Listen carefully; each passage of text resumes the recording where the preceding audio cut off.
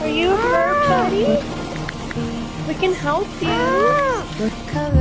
Right, Kimizzy. Ready. How to be brave? How can I love when I'm afraid to fall? But watching you stand alone, all of my doubt suddenly goes away somehow. Hello.